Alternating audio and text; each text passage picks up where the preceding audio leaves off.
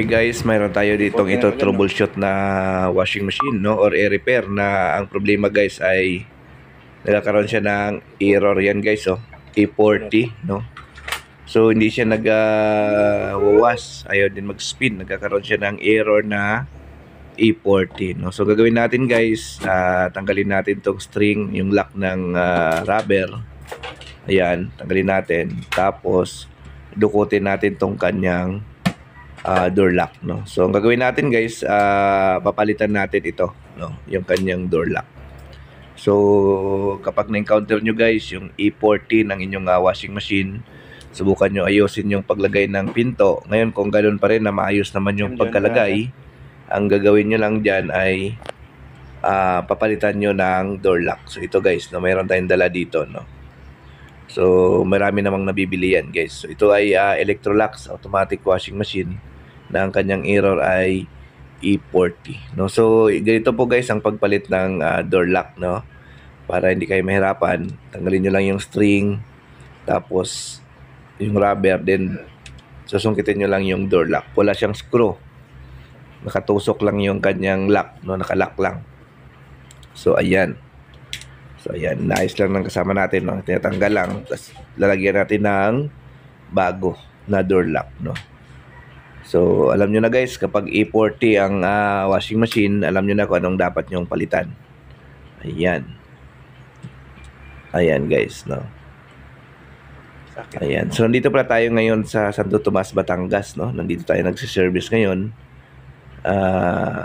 Kasama yung team natin, no? So sa mga hindi pa pala nakapag-subscribe sa channel namin, subscribe po kayo. At marami pa tayong mga videos, no, ilalabas about automatic washing machine. Kung kayo po ay mga mahilig mag-DIY or bagong technician, panoorin nyo lang po yung mga videos natin dyan, no? Marami kayong matutunan dyan.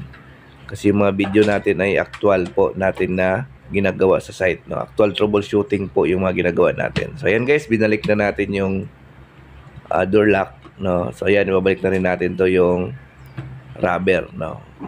Ayan. So temporary lang muna guys natin ibalik to yung kanyang rubber, no, kasi after natin nito ma-repair, i-deep cleaning na rin natin ito, no. So ayan. So guys, testingin natin, no, kung ayos na, no, kung hindi na siya magkaroon ng error. Ayan, lock natin yung pinto. Ayan, i-on natin. So dito guys, kailangan nyo siya i-reset kasi maglalabas pa yan ng E40 pag i-on nyo. So i-reset nyo lang siya. Yan, tingnan nyo guys. O yan, nag-E40 yan. So i-reset nyo lang yan. Yan. Ayan. So ayan guys, no, mapapansin nyo guys, ayan, hindi na siya lumabas. Yan. Kaya na wala, no?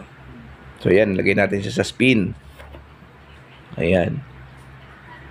Tingnan natin. Ayan. So ayan, di na lumabas ng error, no. So kanina guys, pag on pa lang natin, paglagay ng start, nagkakaroon siya kagad ng E40, no.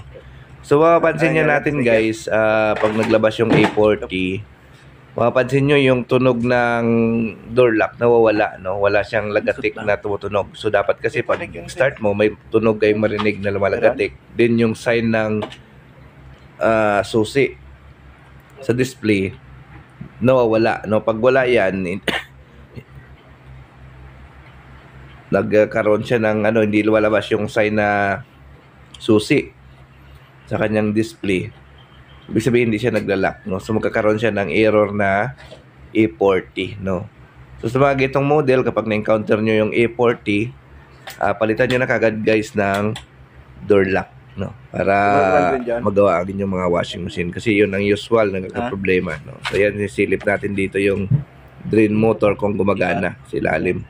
Yung drain ba? Hindi nga. Ito yan guys, binuksan natin to, no, para masilip natin kung umiikot yung drain motor, no. So umiikot naman siya, no, kasi yung washing machine na ito guys, matagal na na-stock dahil nung na-travel nila, nung dumating dito sa kanilang bahay, hindi na gumana, no. Malamang naalog ito nung nasa biyahe, kaya nasira yung kanyang door lock. Nung silalpak na nila, nagkaroon na ng error. So ayan. Ayan, so good naman siya guys. Ayan guys, oh. Ayan, umikot na siya, no? Ayan. So, wala na siyang error na nilalabas. Ayan. Umiikot na po siya, no? So, good na po siya. Basta guys, pag i-40 yung error, alam nyo na kung anong dapat nyong gawin, no? So, palitan nyo yung door lock. Ayan. So, working na po ito, guys. 5 piso. May size. Ayan. May ikot na siya sa spin. Ayan, nilagay rin natin siya sa wash. Tingnan din natin. Ayan. So, okay na siya guys, no? Okay guys, maraming salamat sa panood. Bye-bye.